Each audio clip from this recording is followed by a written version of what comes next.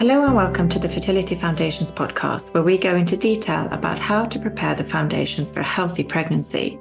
We dive deep into the underlying root causes for fertility issues and natural solutions.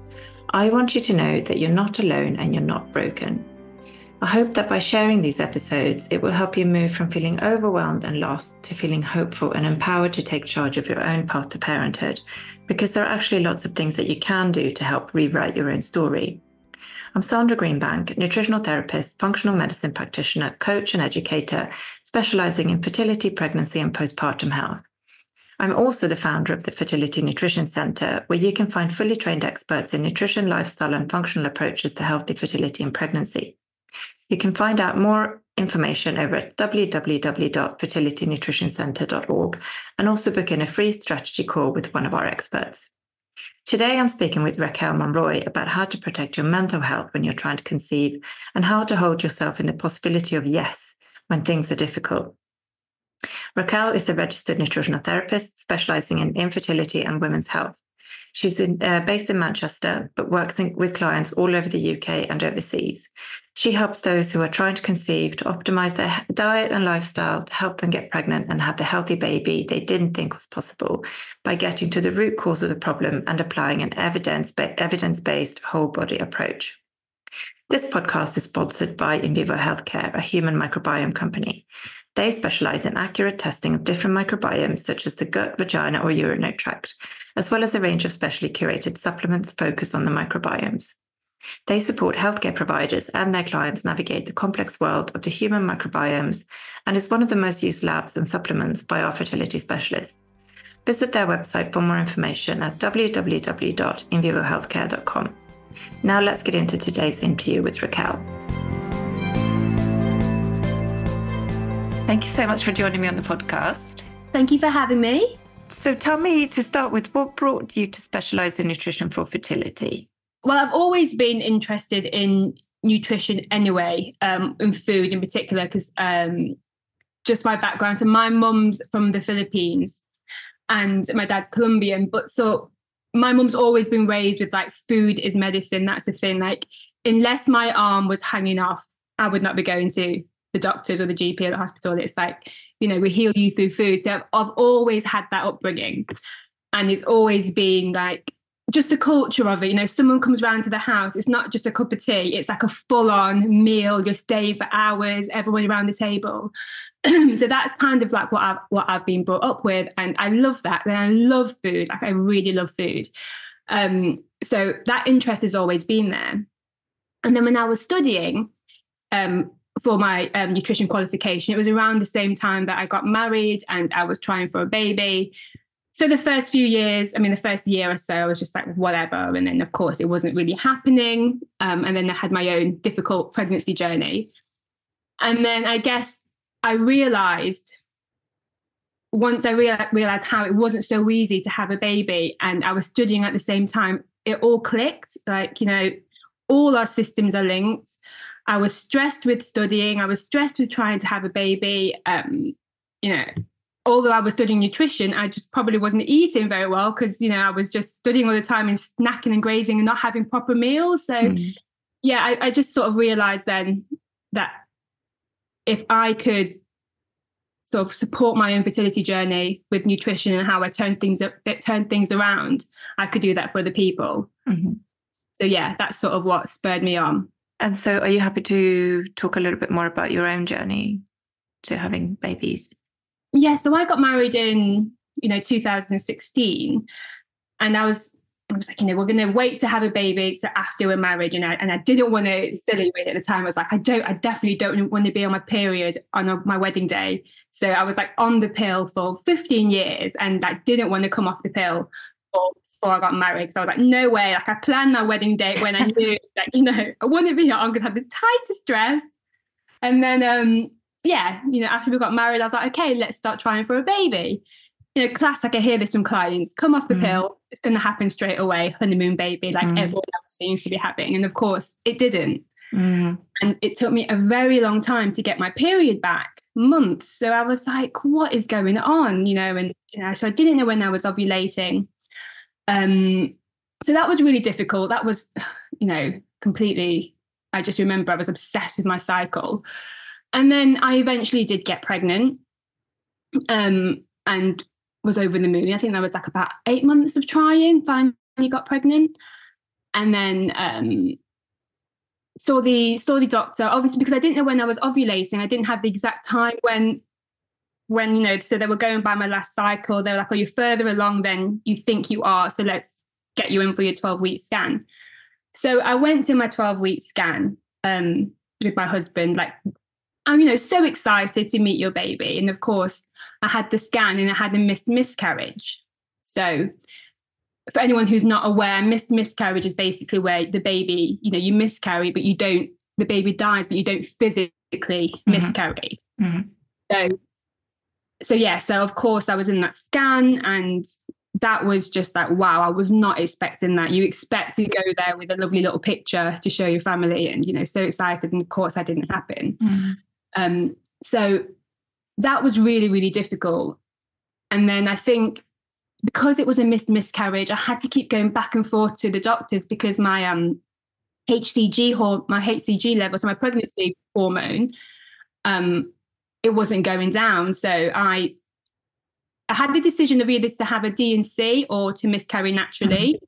So I decided to try and miscarry naturally. It didn't happen. So they give you like a pessary to get things moving. And then I miscarried at home. And then, I had to go back to the doctors to get my HCG levels checked. And they were like, it's still not low enough. And they use a lovely term. I think you still have, product of conception, I think it was what they say.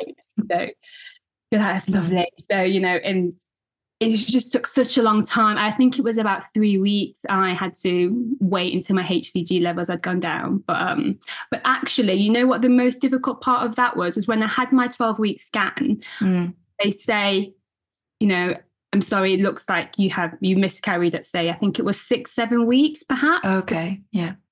But then they say you have to wait 2 weeks to confirm. I had to wait. So they were like, we just give it another 2 weeks and have another scan. So you had that whole 2 weeks. Have I miscarried? Or of course, in my heart. And I guess you were still having all the pregnancy hormones as well, all the symptoms. Yeah, exactly. So I was like, oh gosh. So, friends and family was trying to be really supportive. Like, you could still be pregnant. But, it's really difficult to kind of think, well, actually, I don't think I am. But then maybe I am. So it's that whole, the mental, it was just an insane time.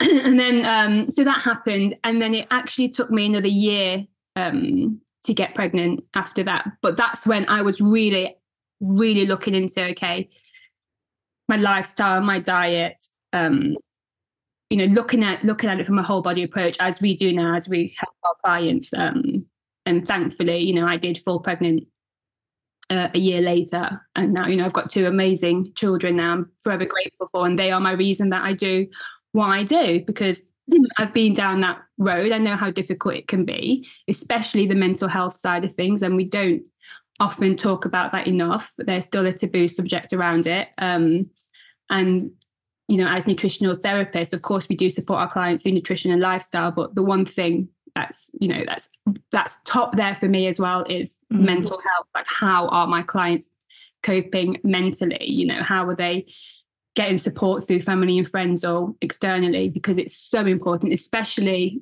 even if you've just been trying for a month, but whether it's a month or a few years, I think you do need someone to talk to, because it's such a difficult time. Yeah, it's really hard, isn't it? And a lot of that is sort of outside our remit as well as nutritional therapists. So we're not counsellors and we're not therapists, but it's about knowing also when to refer, isn't it? But exactly. there are lots of things that you can do to support your mental health. So if someone's going through this now and it's not happening how they were expecting, what are some of the things that you might advise them to do to help just sort of for the mental side of things? Yeah, I would say, because I say first and foremost, when you're trying for a baby, it kind of feels like every woman and their dog, everyone is pregnant. You look around, you see a pregnant lady, there's a newborn baby. You're on Instagram, on social media, there's another pregnancy announcement. It just feels like, it's so easy for everyone else.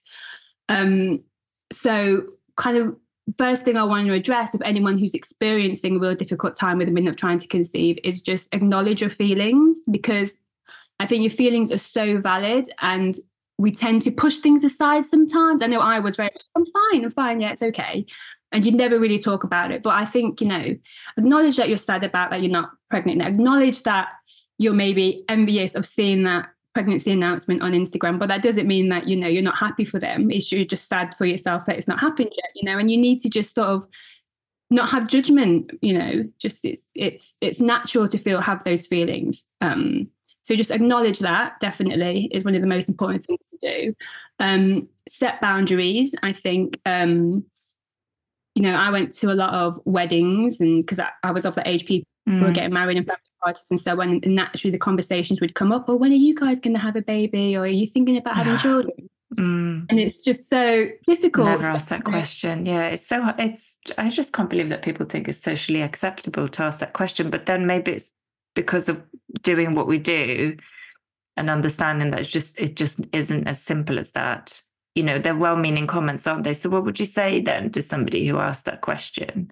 So I would say I definitely had so if my husband was with me, he would be the one so I was like, if anyone asks that question, like, you're the one that's going to say, oh, yeah, we're thinking about it, but we'll see how it goes. It was kind of like, we said, okay, if someone asks that, if you're with me, you'll answer that. Otherwise, the answer is just quite simply, we're trying to have a baby, and that's it. Like, cut it short.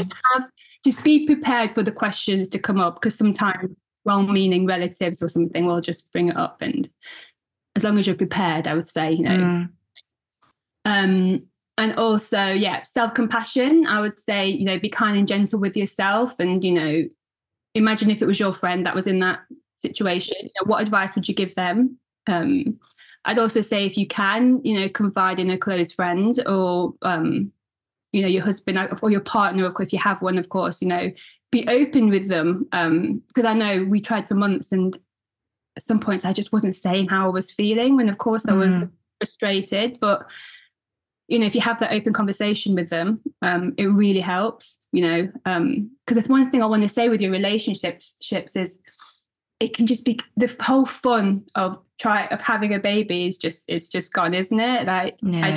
I'd be like, right, you need to get home soon because I'm ovulating, and I'd be like, well, if we do it now, I can then make dinner and we can watch TV. Like, it'll just be done. There's just there was nothing fun about it. It was like, okay, finish my work, upstairs, right, finished, done. And it was not fun. So, I'd definitely say work on your relationship if you've been trying for a while. Just have a few like date nights. I mean, these are really simple tools, but I just don't think we ever really put them into action. Prioritizing your relationship with your partner, having those open conversations.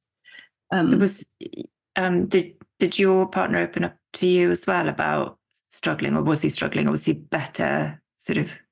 Yeah, it's a good point. Yeah, so he was it was difficult for him, obviously, to see me so upset when we had the miscarriage, of course, because I think we tend to just, focus on the woman, and they're very supportive for us and making sure that we're okay.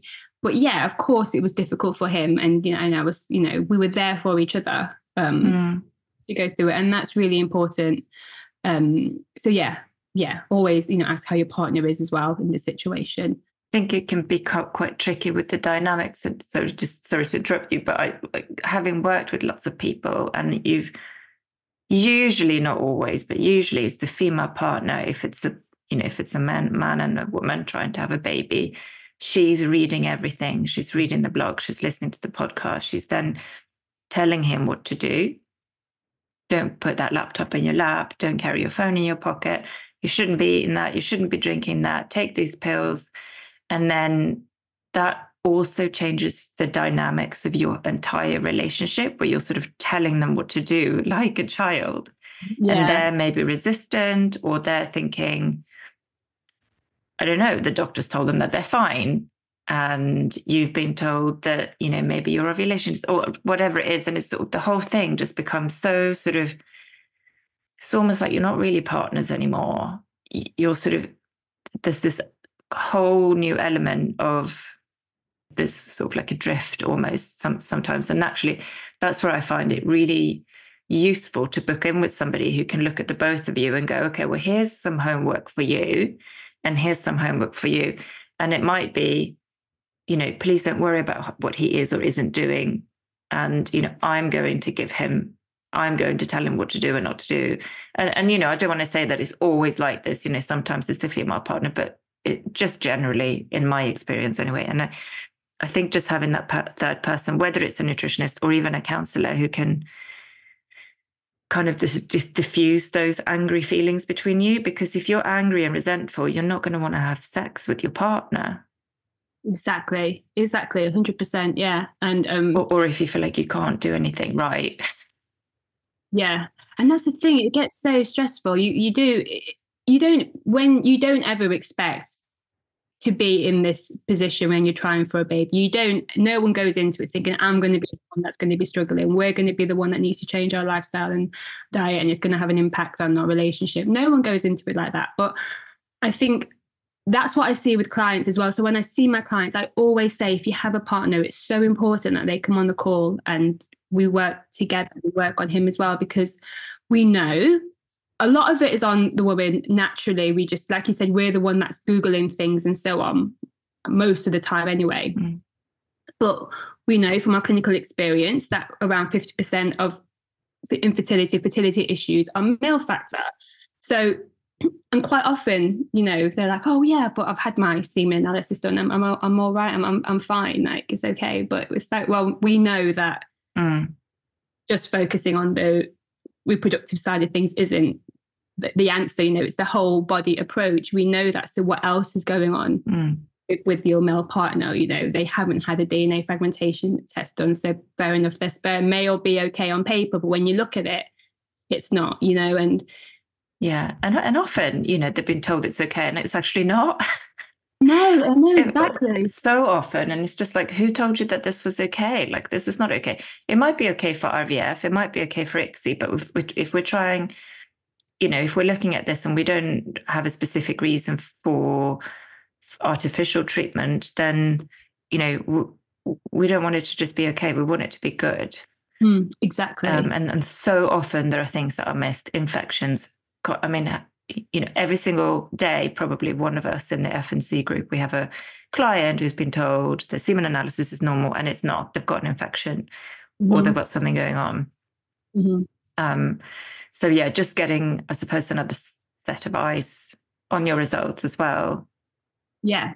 And like you said, when you have someone else there who's, you know, I've had couples who are like, oh yeah, well, she's told me to be eating more of this and this. But if you're there to say, yeah, and the reasons why you need to be eating this is because, rather than saying you need to be eating more vegetables, you know, I'm the one to be explaining, okay, yeah, but you need to be eating, say, more cruciferous vegetables, because we know studies show it impacts it helps improve sperm health. We know, you know, and once they know the why behind it, the couples are like really like, oh wow, okay. And then you notice the next time they're on the call, they're like, oh, I told my mum and dad about this, or my friend about this, and now they're all, you know, buying more broccoli or whatever it is. It really has a knock-on effect. I think what we do, yes, it is. We are ultimately supporting our clients with fertility, but it's also optimizing their health. It's that they actually get excited about, you know, improving their own health, and they're like, oh, I've never slept so well, or feeling so much. I haven't got this brain fog anymore. I feel so. A lot of the time, it's obviously the fertility things, but it's also, wow, I've never felt as good as I do now. So, and that's why I really love why we do what we do, because we do see a massive change in people. Yeah, absolutely agree. And what do you think about, so on Instagram at the moment, there's so much kind of life hacks and do this and get up at 5 a.m. to journal and meditate for 2 hours before everyone else wakes up. And like, what do you think about those types of hacks? Yeah, I think, do you know what? Not everybody has the same life, and you're not, you know, if you're not a morning person, don't force yourself to wake up at 5 o'clock in the morning. But, you know, what about the people who have young children who've been up 4 or 5 times in the night? You know, you expecting them to wake up at 5 in the morning, and it's not possible. So I would just say, you know, do what's right for you. Definitely. Definitely make some time for yourself, you know. So you don't have to get up at 5, whatever, just get up at the time you want to do. You know, if I would definitely, my recommendation is, though, 100% is you have to get outside. I know, especially with many people working from home, we're so busy, we just get trapped and just working on a laptop. So get out of bed, shower, at your desk. But that's not healthy for in general, but that's also not healthy for fertility. You know, you need to be out, getting some sunlight, getting that into your eyes, you know, so you're supporting your circadian rhythm. Just, you know, it's fresh air, so good for you. So I would always say the one thing, sort of lifestyle tip for my clients, is definitely get outside. Do an exercise that you find that you enjoy, you know, whether that is Pilates with friends, whether that is weight bearing exercises, which is really, really important. I mean, that's one thing that I do sort of suggest, more so than, say, running, just because if you're not a runner, you know, and you're putting that sort of extra stress on your body. So yeah, it's just choose the right form of exercise for you and getting outside. You know, if you can prioritize those two, then that's the main thing. And then if you want to journal or do things like that, then that's fine. I have actually just taken up journaling. I must admit, I do enjoy doing that. Yeah, it's good. It's great for, you know, and you, like you said, you have to find what works for you. And there's the 5-minute journal, which I've recommended a lot to clients in the past, which is, it's just literally called the 5-minute journal. And you sort of just bullet point journal, you know, each night generally when you go to bed. And there is quite a lot of research that sort of backs up the journaling. But like you said, you know, it doesn't suit everybody. Even just practicing gratitude. I know it seems like such a woo-woo thing sometimes, like, oh, what am I grateful for? But if you just, you know, we're all grateful for something. Just finding those positive. Finding it really changes like your mindset. It does. Just finding those 3 things that I'm grateful for. 3 things, you know, I'm grateful for having a warm bed and somewhere to sleep, you know, at night. I'm grateful for the food that I have on the table. You know, it's just, it makes a big difference. It really does. Yeah, absolutely. And I think also getting back to the things that you used to enjoy sometimes. So I've had lots of clients take up knitting or crocheting, or, you know, they book to go and see their favorite comedian or some, you know, just all of these things which are actually really promoting hormonal health. Because of the good feel hormones that you're, you know, that sort of comes into your system when you're sort of laughing or you're spending time with friends, or, you know, the kind of mindfulness in drawing or painting or knitting or whatever it might be. So just kind of thinking about some of the things that maybe you used to enjoy and you've not done so much because life became so busy, just making time for those again. Yeah, I think when you're on the fertility journey, it can be all consuming and you sort of forget about everything else. Yeah. When I used to live in Dulwich, we used to have a Stitch and Bitch group on a Thursday night in the pub. Yeah, it was so good. Actually, those are the sort of things that should really sort of start up again. But or just going for a walk with a friend, or borrow my dog, or you know, whatever it is. You know, if you've got a friend who's got a dog, and you feel like you don't have the sort of motivation to get out as much as you should, you know, you could sort of offer to walk their dog once a week or once a month or whatever it is, you know. What I always say to clients is, like during like plan some, like do some, when it's the sort of the 2-week wait time, like especially then, maybe that's when you plan in your date night, or that's when you plan in your Stitch and Bitch, or, you know, seeing your friends and stuff. So you've got something to take your mind off things, but then you've also got things in your diary, so you're still filling your cup with the things that you enjoy, you know, and you're not spending that time BPO or whatever, you know.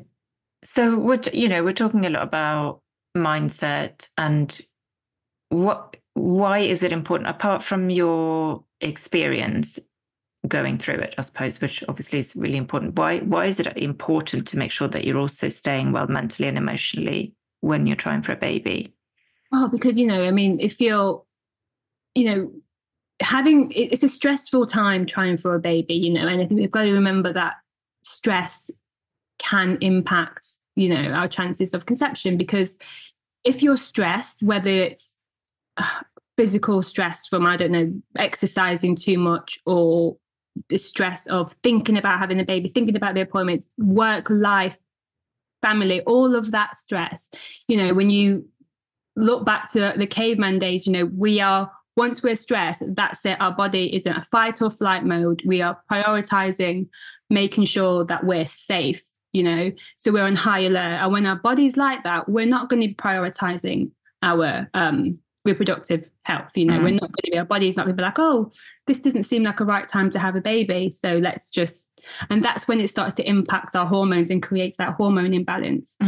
So that's why, again, it's so important to put these stress relieving activities in place. Yeah, I agree. It's the mental, emotional, physical, spiritual connections that all sort of flows into each other, and it's almost like a sort of an orchestra. And if one's playing out of tune, the song's going to be awful to listen to. That's how it all kind of is connected. And I think it's really nice how the awareness of that is sort of growing as well. 5-10 years ago, it was like, stress has nothing to do with it, and it doesn't matter. And whereas actually everything is interconnected, including you and your partner. You're one in a sense, and you feed off your partner's moods as well. And so I think we can sometimes in relationships also put quite a lot of pressure on the partner to help us with our emotional state. And if that partner doesn't feel also then able to speak about their emotions and how they're feeling, because they don't want to make it worse for you, then that collectively does have an impact on the both of you together, because if somebody's clinically depressed, you can really drag some other people down with you quite quickly and easily. So just recognizing when you need that support, and recognizing that, if your partner's needing support, where's your support? Yeah.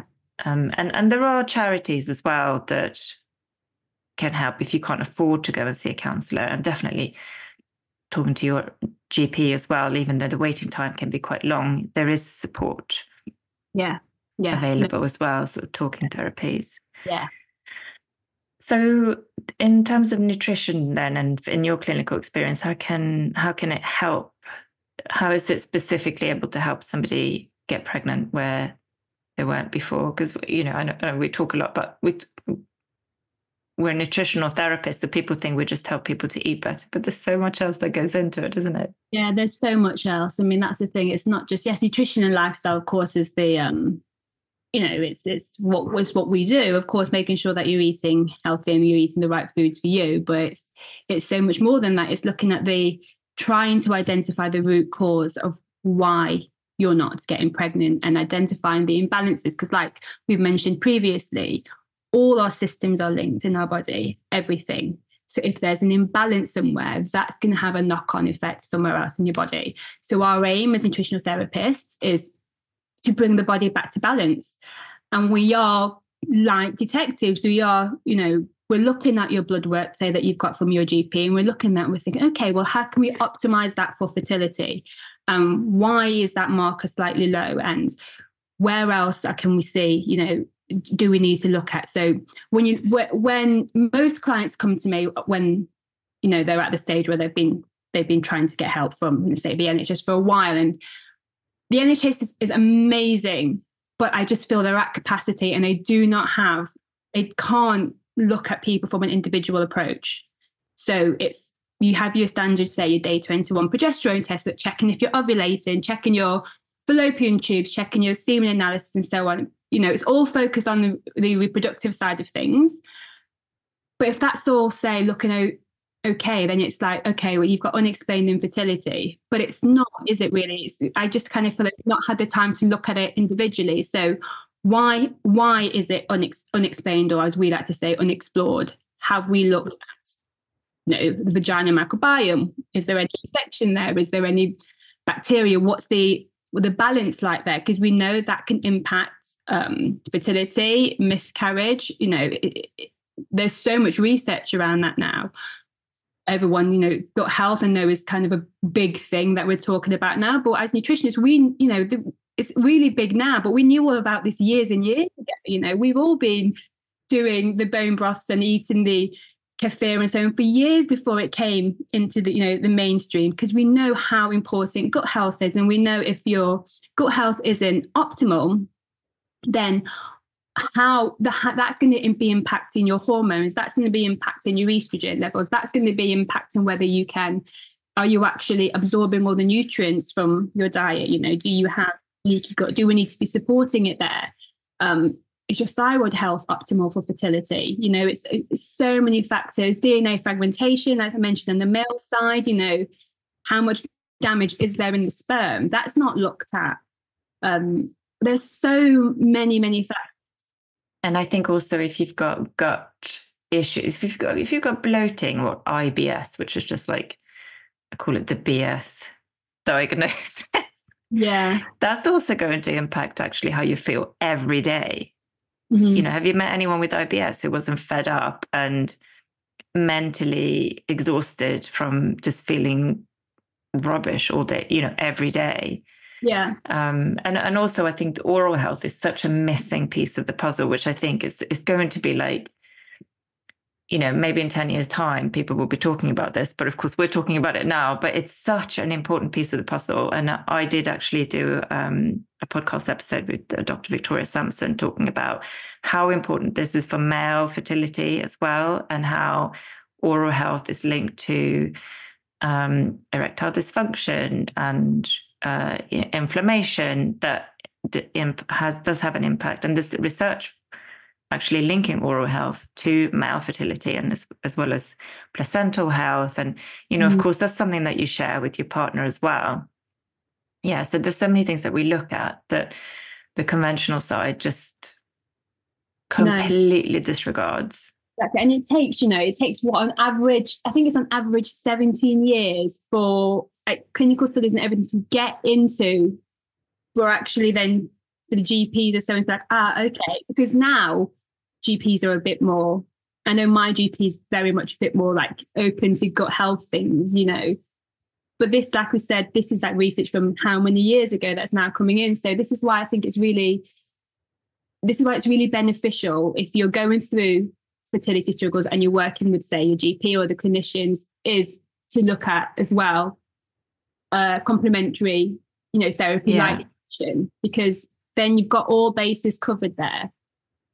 I think, I think it's great that GPs and doctors are becoming more open to the idea of gut health, but at the same time, their knowledge probably extends roughly to take this probiotic and take this, you know, whereas that's not really how to fix gut health, is it? As you and I know, you know, we start with the removal, then we replace what's missing, you know, and it's not really about taking a pill. It's about making sure that there's somewhere for those bacteria to live and flourish, removing anything that's actually root cause, isn't it? Of hindering. Yeah. So although there's an openness there, you know, and I was really, you know, it was great with the Zoe program, you know, raising awareness. But then again, now it's like people are buying this program and the gut shots, which is it's just not a comprehensive stool analysis, and to be honest, it's a complete waste of money. So it's great that people have an understanding, but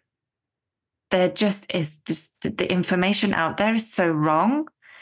Yeah, this is what I mean. There's kind of a bit, there's so much information out there, and it can get very confusing. And this is where I think we are lucky with the FNC, is that, you know, we all meet weekly, don't we, and discuss our cases confidentially and stuff. And we're all, you know, when we share research and so on, I think clients that come to us, they at least know that they're in good hands. They at least know they're with people, with clinicians, with nutritionists that they can trust, you know, because we are evidence-based practitioners, aren't we? We look at the evidence first and foremost, and there's so much noise out there.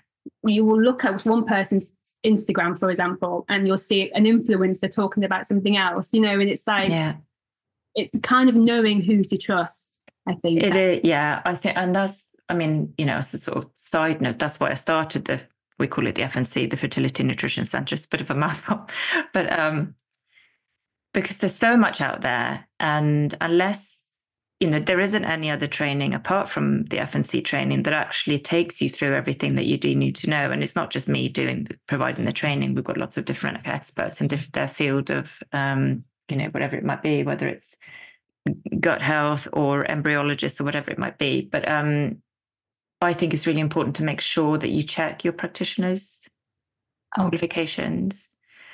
And anybody who's online telling you that you need to do a detox and get up at 5 o'clock every morning to meditate for 2 hours, they're probably not the person for you. Yeah, no, I agree. There's so many people that can just take a course and just call themselves a nutritionist, or it's checking the credentials. And that's the one thing that that we all have at the FNC. We've studied 3 years nutrition and then a further year specialising in fertility. Yeah.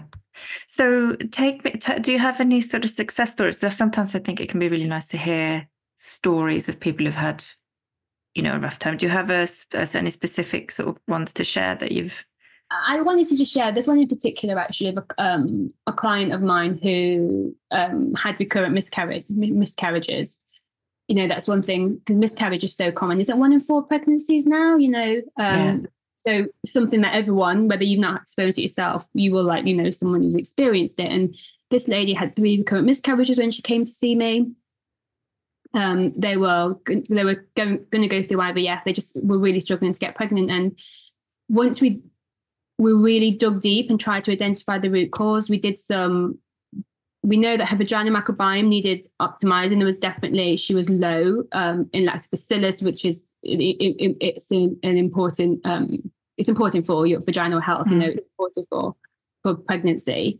And then we did some genetics testing, which actually which showed that she had a SNP, she had a higher need for B6 and vitamin D. And with her previous pregnancy, she suffered horrendously with hyperemesis gravidarum. Right, yeah, B6 is a big deal, yeah. And then when we looked at her genetics, well, then it kind of made sense. She had a higher need for B6, and that's kind of that helps with the nausea and so on. So we increased that, increased the vitamin D levels, which again, there's so much research out there that low vitamin D status is linked to infertility, miscarriage, preterm birth. There's so many things. There's a study. If anyone, I think Tommy's did a study. To read that. So we worked on all of that, of course, as well as optimizing her diet. She definitely had some gut health issues, and H. pylori, actually, which that's also very linked with severe sickness in pregnancy. Severe sickness, which she wasn't aware of. And once we addressed all of that, I mean, thankfully she's in her 3rd trimester now, which is amazing. And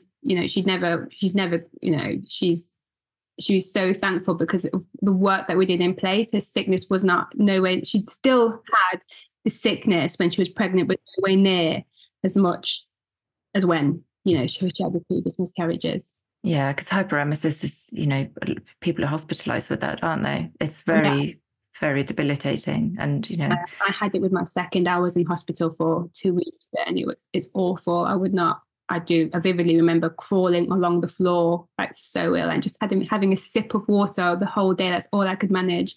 It's really hard. But yeah, and then I have another client who was trying to get pregnant. She was 40. She miscarried for her 40th birthday, and that was the only time she fell pregnant. She was trying for years. Fell pregnant at one time, miscarried before 40th birthday, and she was very much, again, the whole mindset of, I'm never going to be able to have kids. I'm 40 now. What? It's not going to happen for me. But when we worked on egg health, I mean, that was the one thing that we focused on. I mean, of course, we all naturally age. You can't change that, but we know that you can support egg health. You can, improve egg quality, and that's what we worked on, amongst other things. And thankfully, she's got a healthy baby boy now. So yeah, it's just, I think it just goes to show that, please don't lose hope. There is so much that can be explored still to support you on your fertility journey. I think that's one of the things I really enjoy more, actually, is working on the mitochondrial health. So our mitochondria are the little powerhouses of each cell in the body, and they do age. And that's part of the reason why the egg health declines, or one of the reasons, but, with age. And there's actually loads we can do to improve our mitochondrial health, which has a huge impact on trying to conceive in your, late 30s, early 40s, which again is sort of, I think people just really can't. That's not something you would ever consider if you'd have never worked with a nutritional therapist. Or you might not even know that we're working on that when we're working with you, because we're doing all the things, aren't we? We're removing your toxic exposure. We're fixing your diet. We're fixing your lifestyle. We're optimizing your supplement regime. We're making sure that, if there's molds, we're dealing with that. If you've got mold exposure, we're dealing with any toxic exposure, I suppose. And, all of these things all together help your mitochondria. And we might, in the back of our mind, think this is a key factor for this client, but you might not necessarily tell them this. You sort of go, okay, we're going to do this. You're doing the steps and you're doing it step by step. But that's such an exciting piece of, there's so much research coming out all the time as well about the things that we can do. And like right now, the studies that are being done are more and more showing us what we can do, and or that what we are doing is actually the right things to do. So I guess it's, like you said, it's always changing. The landscape is always changing all the time, and you want to make sure that you're working with someone who's keeping up with that. Exactly. I know we're all research buffs, aren't we, in the FNC? We all get very excited about research. Yeah. So if you were to get into a time sort of traveling contraption and go and meet yourself 8 years ago, what message would you have for that person you were then? One that was frantic. Yeah. I mean, I would say obviously, like, don't solely rely on the GPs and doctors, because I know I spent a lot of time just waiting for appointments, like wasted months waiting for appointments, doing nothing.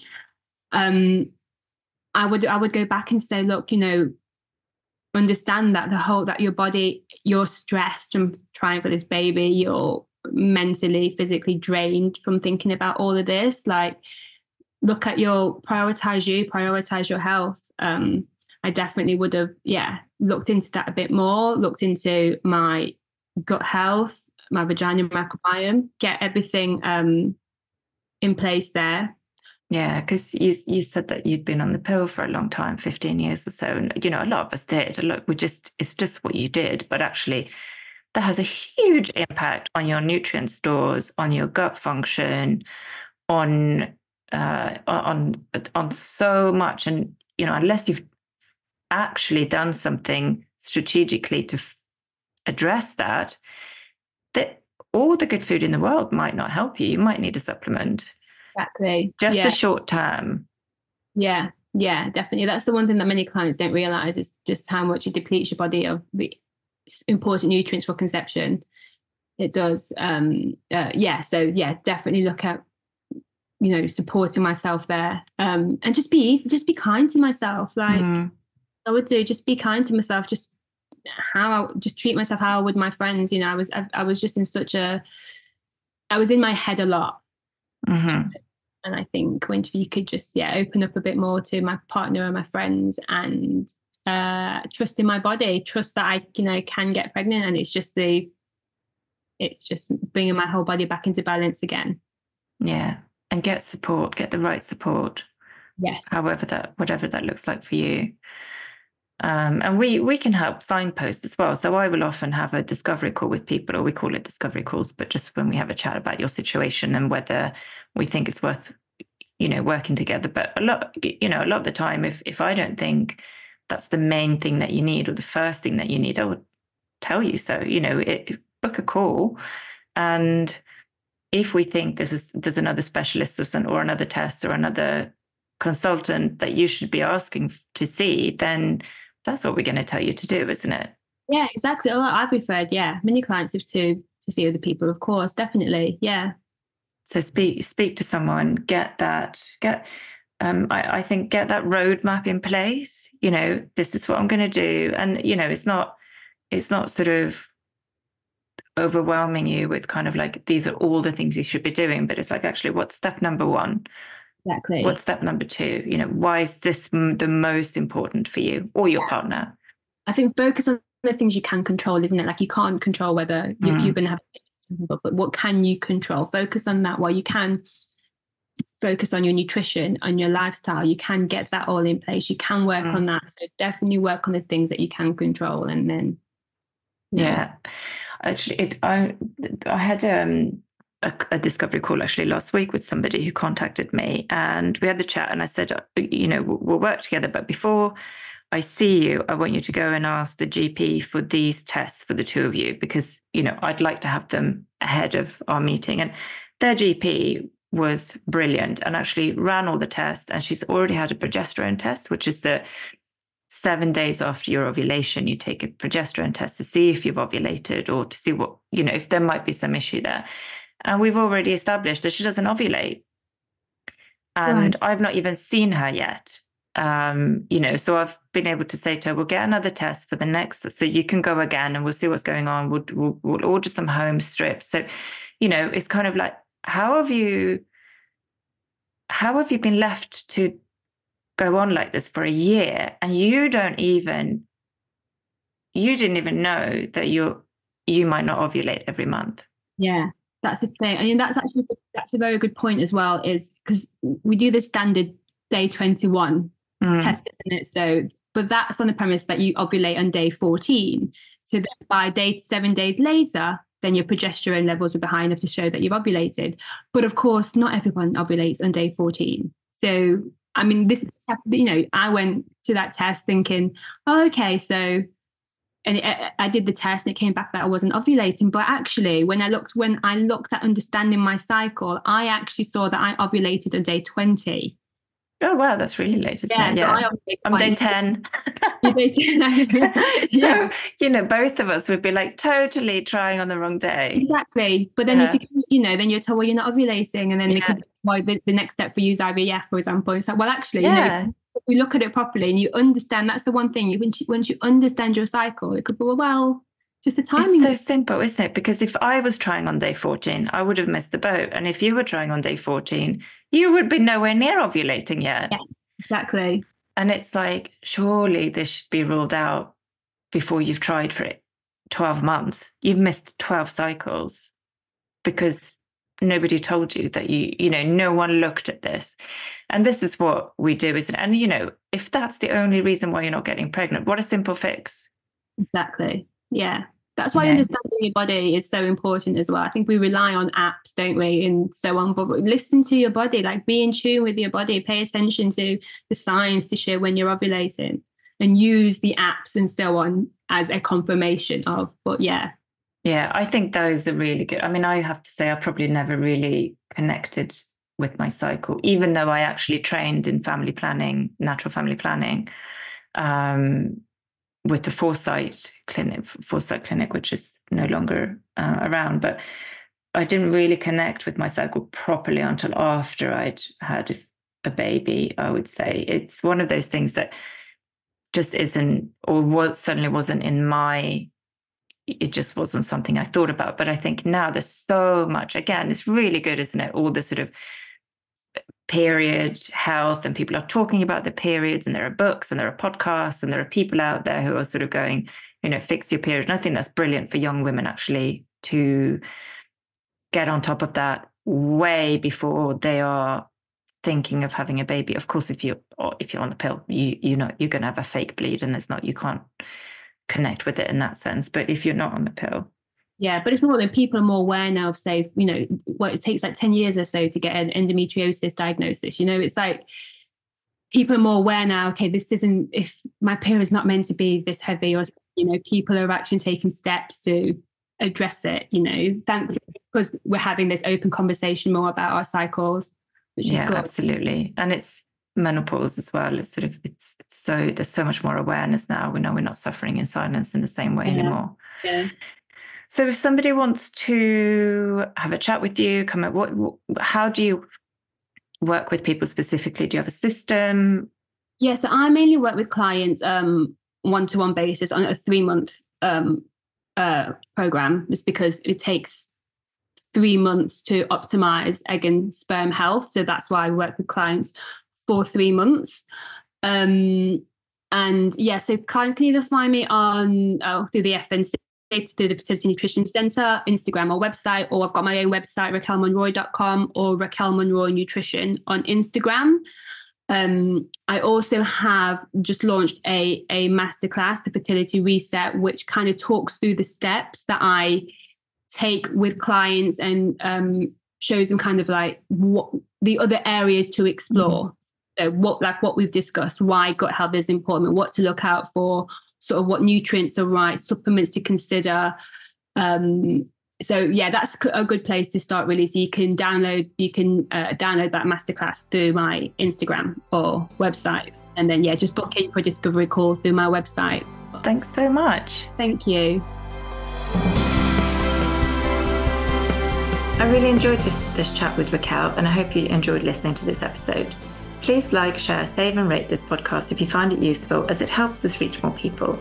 And if you're looking for a fertility specialist to support you, our practitioners can be contacted over at www.fertilitynutritioncentre.org.